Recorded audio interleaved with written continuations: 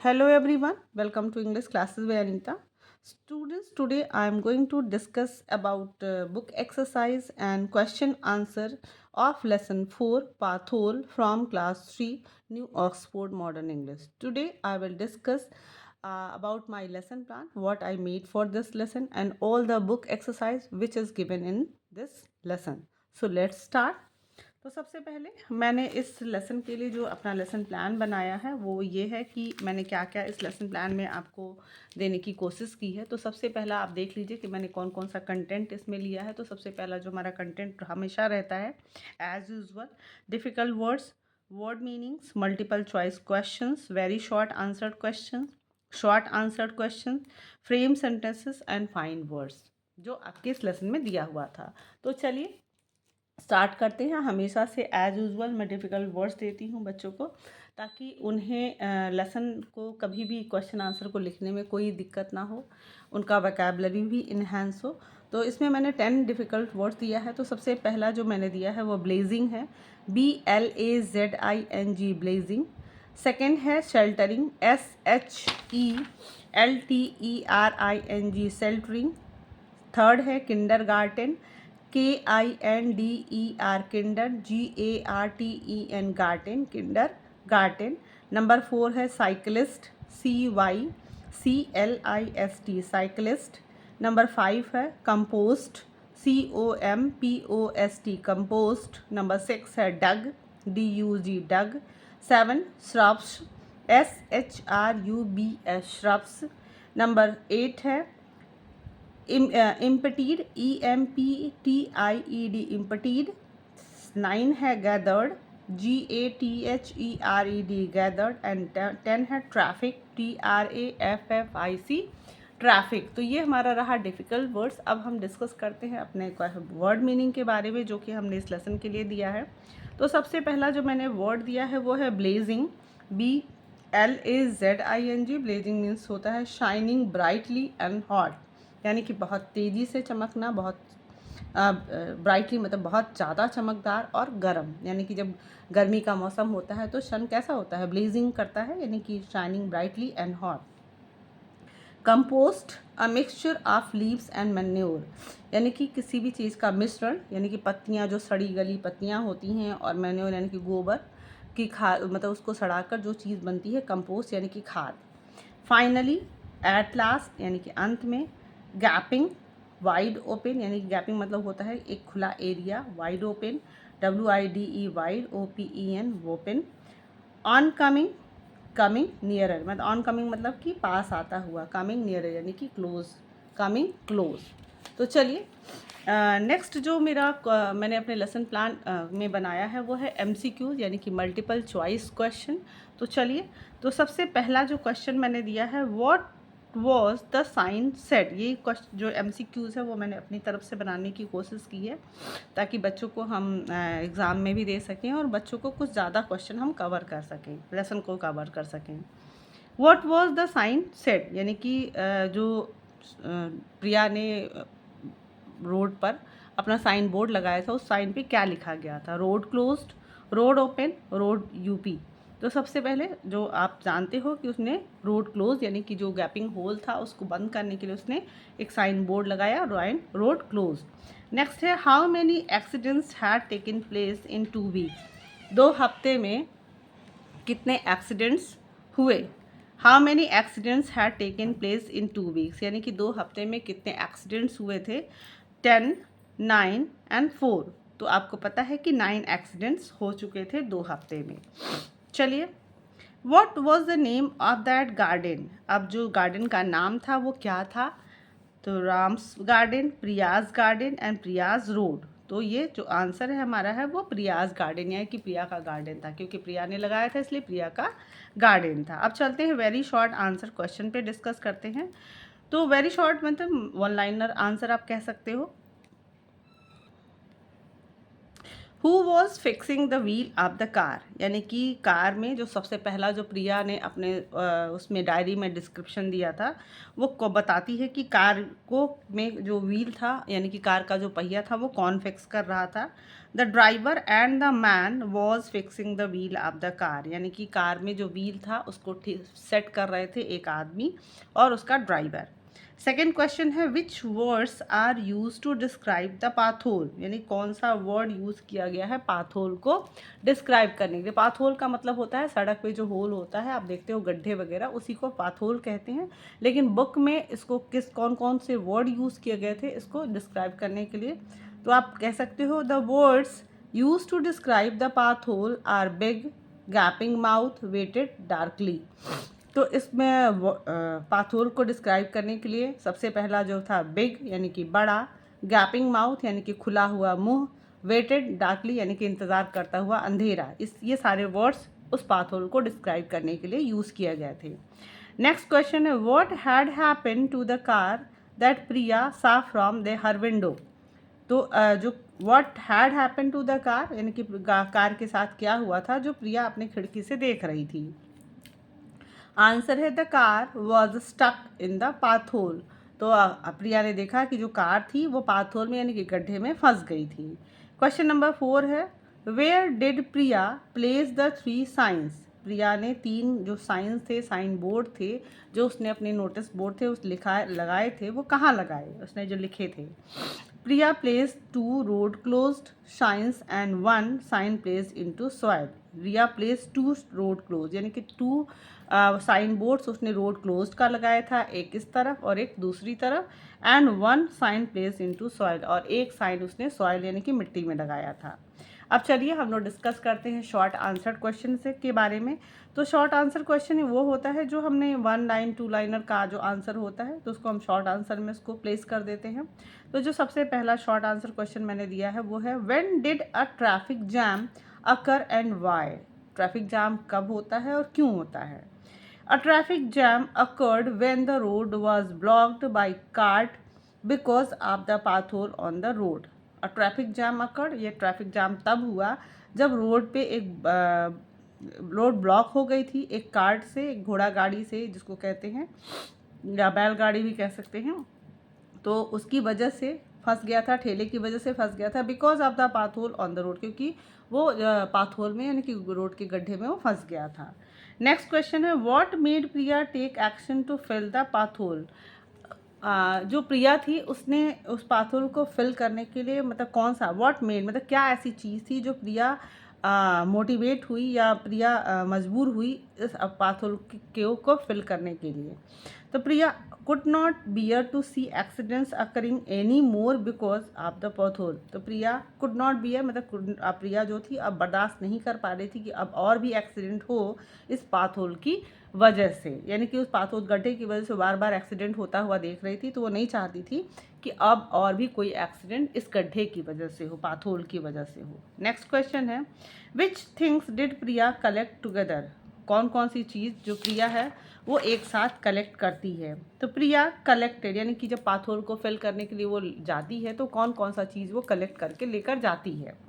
तो Priya collected a bucket of soil यानी कि प्रिया एक बकेट यानी कि एक बाल्टी मिट्टी का लेती है। सम स्मॉल फ्लावरिंग श्रब्स कुछ खिलने वाले श्रब्स यानी कि पेड़ पौधे लेती है, फ्लावर के पेड़ फूल के।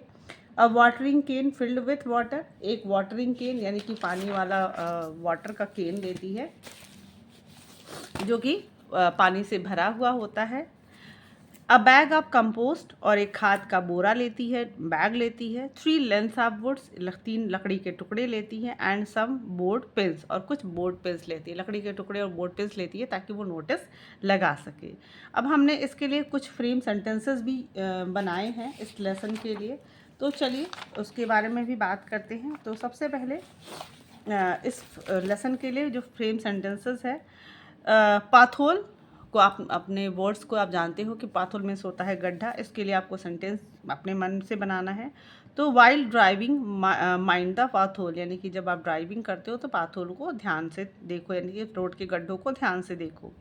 Letter I got your letter यानी कि तुम्हारा लेटर मुझे मिला। Police my father is a police. Compost they make compost out of all kind of waste यानी कि वो सारे वेस्ट मटेरियल से कंपोस्ट बनाते हैं। Shrubs the shrubs were beginning to thin यानी कि जो झाड़ियाँ थी वो पतली होने लगी थी। चलिए, find words for the following in the passage. अब ये जो कुछ वर्ड्स थे जो आपकी बुक्स में भी दिए हुए थे, उसको मैंने यहाँ पे ये एक्सरसाइज यहाँ पर भी खैर हम डिस्कस कर सकते हैं। चलिए बुक से ही डिस्कस करते हैं, जो कि मैंने इसमें दे दिया था। तो सबसे पहला हम जो क्वेश्चन आंसर हमने डिस्कस कर लिया। Here is a sentence from the story, think about it and then answer the question. I am not waiting a moment longer.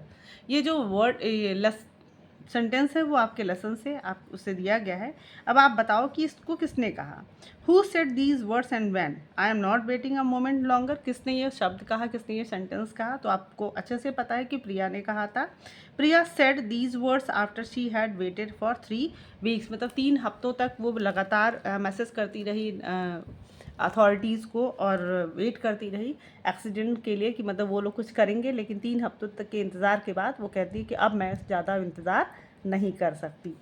Next है which words best describe the mood off the speaker at this time. अब कौन सा है, angry, sad, fed up, cheerful, determined.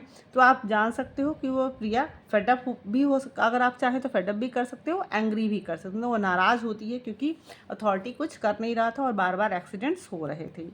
What did the speaker do after this. Speaker ने यानी कि प्रिया ने क्या किया।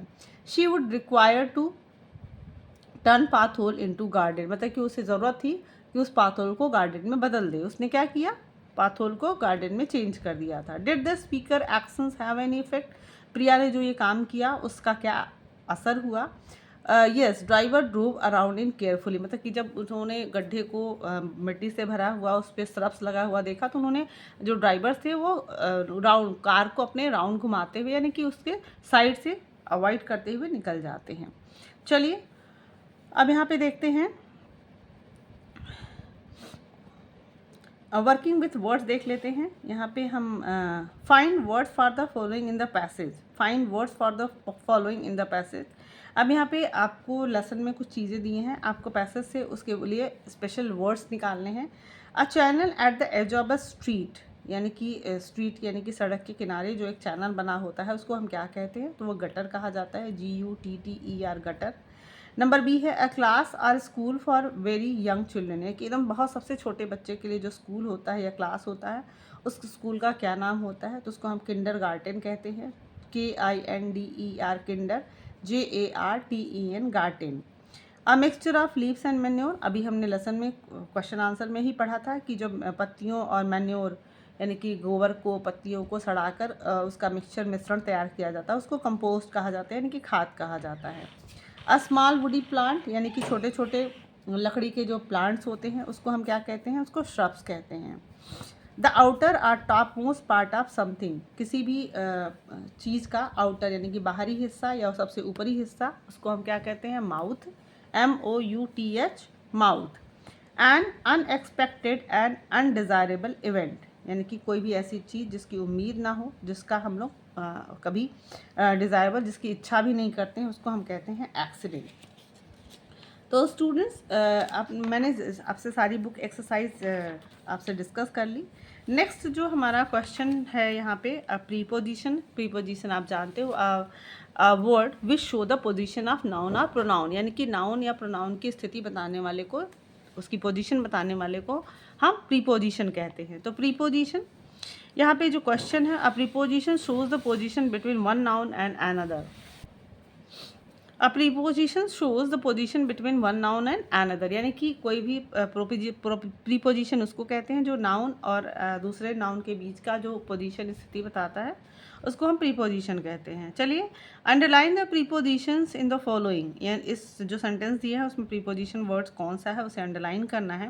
Then write new sentences of your own using the preposition. तो यहाँ पे मैंने वर्ड्स तो लिख दिया है, अंडरलाइन कर दिया, सेंटेंस आप बनाएंगे। तो चलिए, the carpet under the table was old, यहाँ पे अंडर, यहाँ कारपेट और टेबल दोनों नाउन है, उस कारपेट कहाँ पे है, तो टेबल के नीचे है, यानी कि जो अंडर है वो आपका प्रीपोजिशन वर्ड है। सेकेंड है the river under the bridge is flowing very swiftly, तो ये जो अंडर है वो भी आपका प्रीपोजिशन है। The fence round the house fell down, round is also a preposition. The cat fell into the puddle, यानी कि जो इनटू यानी कि पडल में गिर गई, into is a preposition. Flying the aeroplane pass the town was not easy, this is also a preposition. Past यानी कि उसके थ्रू, टाउन के थ्रू होते हुए जाना। Who has taken the papers out of my desk, it out is also a preposition. Next, fill in the blanks with the correct form of the verb, इसमें आपको correct form में verb को fill करना है। तो चलिए, Priya back to her room, go को यहाँ पे वेंट हो जाएगा, Priya went back to her room. The children of the kindergarten delighted, B यानी वर, यहाँ पे बी को हम वर में चेंज कर देंगे, पास्ट टेंस हो जाएगा। तो children of the kindergarten were delighted. She the piece of wood into the soil, push का क्या हो जाएगा, पुश उसने किया, यानी कि हम पास्ट टेंस में बात कर रहे हैं, तो क्या हो जाएगा, she push the piece of wood into the soil.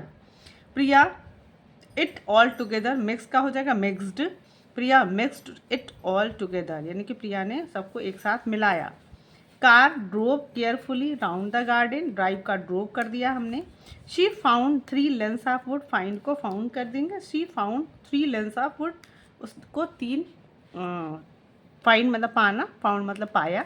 यहाँ पे जितने भी वर्ड्स थे, जितने भी वर्ब थे, हमने उसको पास्ट टेंस में चेंज कर दिया है। नेक्स्ट है fill in the blanks with the words given below, यहाँ पे कुछ जो वर्ड्स दिए हैं आपको इसमें फिल करने हैं, लेकिन करना क्या है, इसमें आपको comparison, degree of adjective of comparison जिसको आप कहते हो, डिग्री ऑफ कंपैरिजन करते हो। आप जानते हो कि पॉजिटिव डिग्री, कंपैरेटिव डिग्री और सुपरलेटिव डिग्री होता है। पॉजिटिव मीन्स होता है जब हम एक चीज़ की, किसी अच्छाई की बात बताते हैं। कंपैरेटिव होता है जब हम एक दो चीज़ों के बीच में कंपेयर करते हैं, और सुपरलेटिव होता है जब हम बहुत सारी चीज़ों को एक साथ कंपेयर करते हैं।